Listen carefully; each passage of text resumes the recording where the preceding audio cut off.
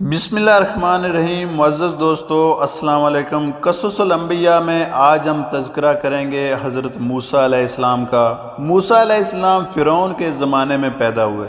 فرعون مصر کا بادشاہ تھا۔ اس نے خدائی کا دعویٰ کیا تھا۔ مصر میں اس وقت حضرت یعقوب علیہ السلام کی اولاد آباد تھی۔ اسے بنی اسرائیل کہا جاتا ہے۔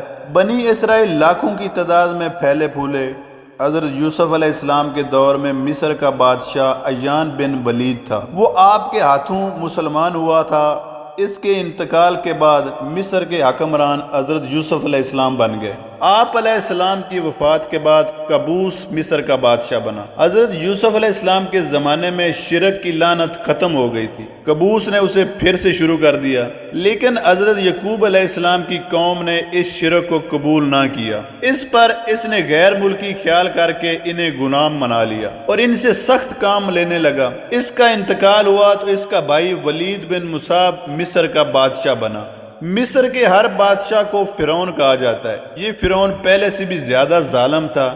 اس نے کہا میں تمہارا رب ہوں۔ اس نے خدا ہونے کا دعویٰ کیا۔ اس نے حکم دیا سب لوگ مجھے سجدہ کریں۔ چنانچہ سب سے پہلے اس کے وزیر حامان نے اسے سجدہ کیا، پھر دوسرے وزیروں اور امیروں نے سجدہ کیا۔ جو لوگ دور دراز کے علاقوں میں رہتے تھے ان کے لیے اپنے مجسمے بنوائے۔ انہیں حکم دیا کہ تم ان مجسموں کے آگے سجدہ کیا کرو۔ بنی اسرائیل کے لوگوں نے اسے سجدہ کرنے سے انکار کر دیا تو اس نے حکم دیا تم نہ مجھے سجدہ کرتے ہو نہ میری تصویروں کو، میں تمہیں عذاب دوں گا۔ اس پر بنی اسرائیل کے لوگوں نے کہا فرعون کا عذاب ہلکا ہے، خدا کا عذاب ابدی ہے۔ بہتر یہ ہے کہ فرعون کے عذاب پر صبر کرو اور اسے سجدہ نہ کرو۔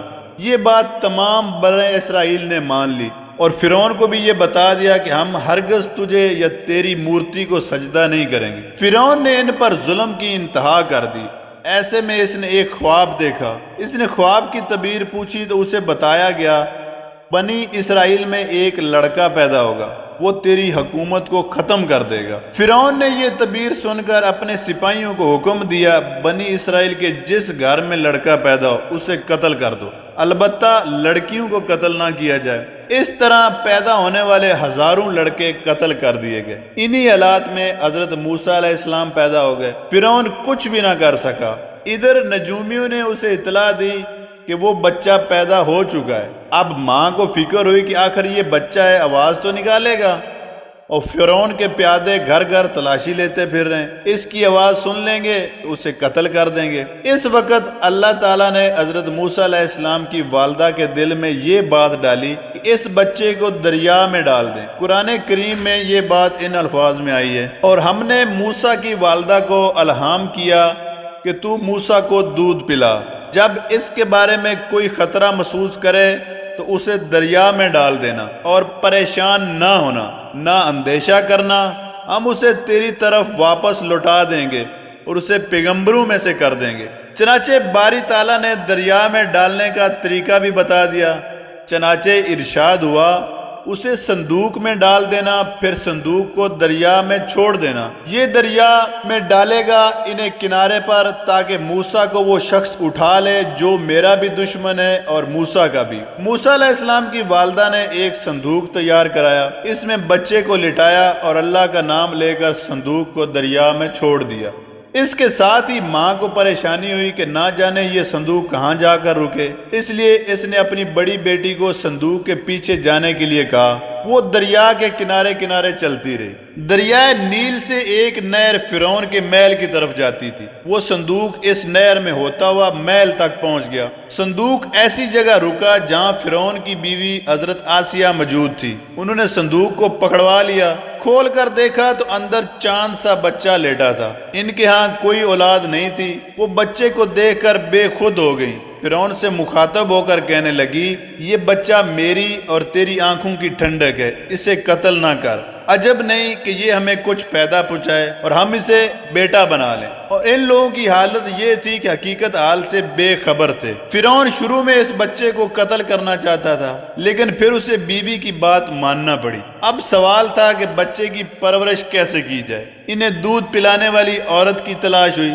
اور اللہ تعالیٰ نے حضرت موسیٰ علیہ السلام کے دل میں یہ بات ڈال دی کہ کسی غیر عورت کا دودھ نہ پئیں۔ اللہ تعالیٰ اس بارے میں فرماتے ہیں اور ہم نے پہلے ہی سے سب دودھ پلانے والیوں کے دودھ کی موسیٰ پر بندش کر دی تھی۔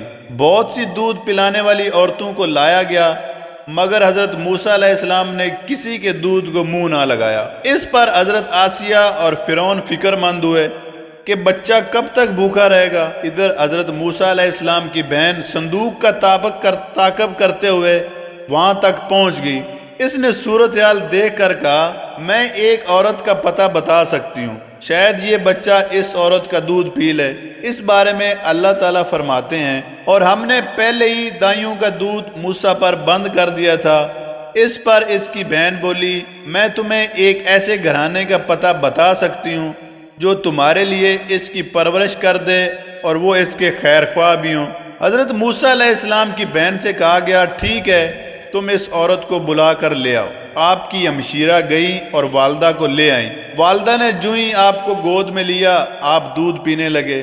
فرعون نے آپ کی والدہ کے لیے ایک اشرفی روزانہ مقرر کر دی اور کہنے لگا، بچے کو یہی دودھ پلائے گی۔ اس طرح اللہ تعالیٰ نے آپ کی والدہ کے ساتھ کیا ہوا وعدہ پورا کر دیا، یعنی اللہ تعالیٰ نے فرمایا تھا، تو اسے دریا میں ڈال دے، ہم پھر تمہیں واپس کر دیں گے۔ بی بی آسیہ نے آپ کی والدہ سے یہ بھی کہا، تم ہر ہفتے اسے لا کر مجھے دکھا دیا کرو۔ ماں ہر ہفتے بچے کو فرعون کے دربار میں لاتی، پھر واپس گھر لے جاتی۔ 2 برس تک والدہ نے آپ کو دودھ پلایا۔ دودھ کے چھڑانے پر بی بی آسیہ نے آپ کی والدہ محترمہ کو بہت سے تحائف دیے۔ آپ کچھ اور بڑے ہوئے تو ایک دن بی بی آسیہ نے آپ کو فرعون کی گود میں بٹھا دیا۔ آپ نے اس کی داڑھی کو پکڑ کر اس زور سے کھینچا کہ چند بال بھی آپ کے ہاتھ میں آ گئے۔ فرعون غصے سے آگ بگولا ہو گیا۔ اس نے جلاد کو بلا کر حکم دیا، اس بچے کو قتل کر دو۔ بی بی آسیہ یہ سن کر پریشان ہوئی۔ انہوں نے فرعون سے کہا، یہ بچہ ہے، اسے کیا پتا، میں ابھی اس کا تجربہ کرا دیتی ہوں۔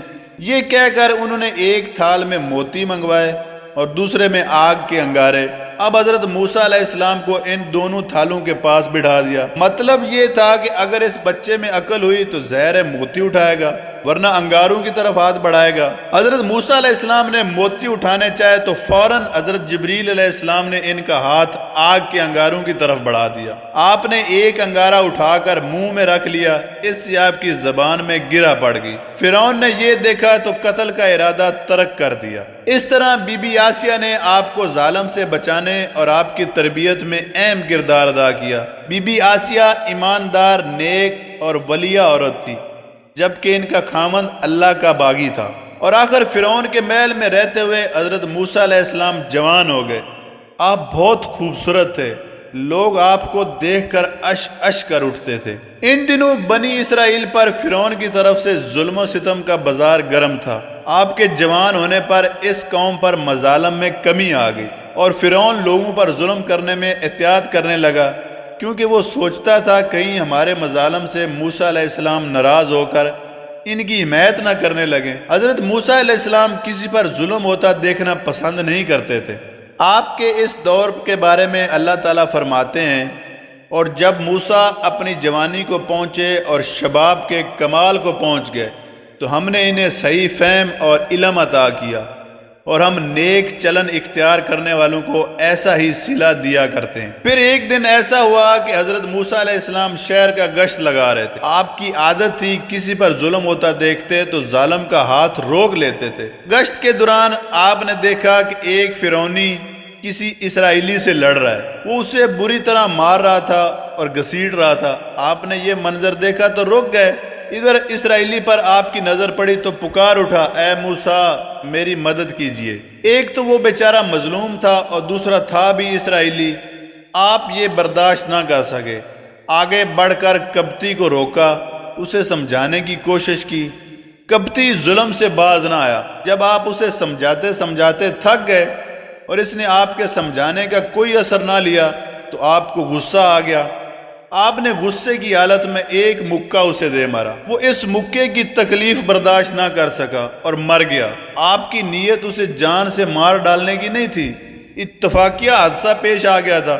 اس پر آپ کو بہت افسوس ہوا۔ آپ نے اللہ تعالیٰ سے اپنے اس فعل کی معافی مانگی کپتی کے قتل کی خبر پورے مصر میں پھیل گئی۔ کسی کو یہ پتہ نہیں تھا کہ اسے مارا کس نے ہے۔ آخر کپتی کے عزیز رشتہ دار فریاد لے کر فرعون کے پاس گئے۔ اس نے کہا جب تک قاتل کا پتہ نہ چل جائے میں کچھ نہیں کر سکتا، لہذا تم لوگ پتہ چلا کر مجھے بتاؤ تاکہ میں مجرم کو سزا دے سکوں۔ دوسرے دن حضرت موسیٰ علیہ السلام پھر گشت پر تھے کہ وہی اسرائیلی کسی دوسرے کپتی سے جھگڑتا نظر آ رہا ہے۔ اس نے حضرت موسیٰ علیہ السلام کو دیکھا تو کل کی طرح پھر مدد کے لیے پکار اٹھا۔ موسیٰ علیہ السلام بول اٹھے بے شک تو ہی غلط راستے پر ہے۔ اسرائیلی نے جب یہ دیکھا کہ آج حضرت موسیٰ علیہ السلام اس کی مدد کے لیے تیار نہیں تو فوراً بول پڑا، اے موسیٰ، جس طرح کل تم نے ایک شخص کو قتل کر دیا تھا آج مجھے قتل کرنا چاہتے ہو۔ اسرائیلی کے اس جملے سے قتل کا راز کھل گیا کہ کل وہ کپتی موسیٰ علیہ السلام کے ہاتھوں مارا گیا تھا۔ فرعون کو یہ خبر ملی تو اس نے فوراً آپ کی گرفتاری کا حکم جاری کر دیا۔ کل تک اس نے آپ کو اولاد بنا کر پالا تھا اور آج گرفتاری کا حکم دے رہا تھا۔ فرعون کے دربار میں ایک شخص حضرت موسیٰ علیہ السلام سے بہت محبت کرتا تھا۔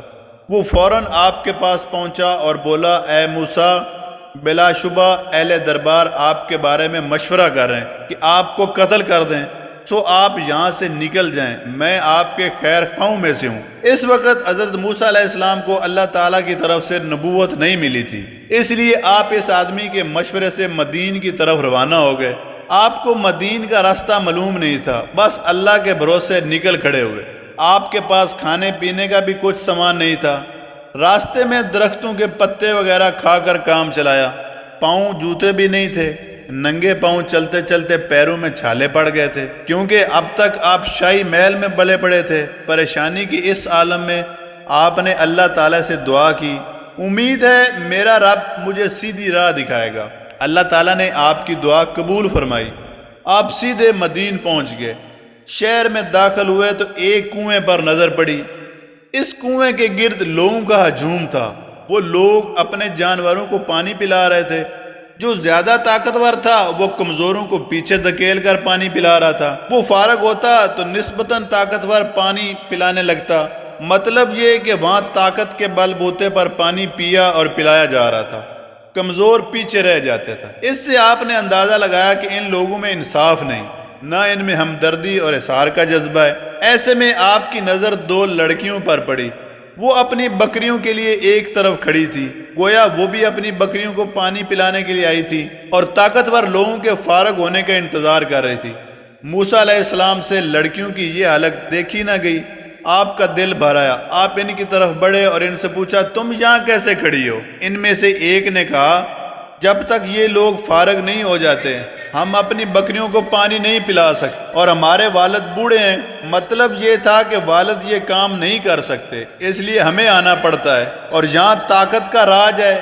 یہ بات سن کر حضرت موسیٰ علیہ السلام جوش میں آ گئے۔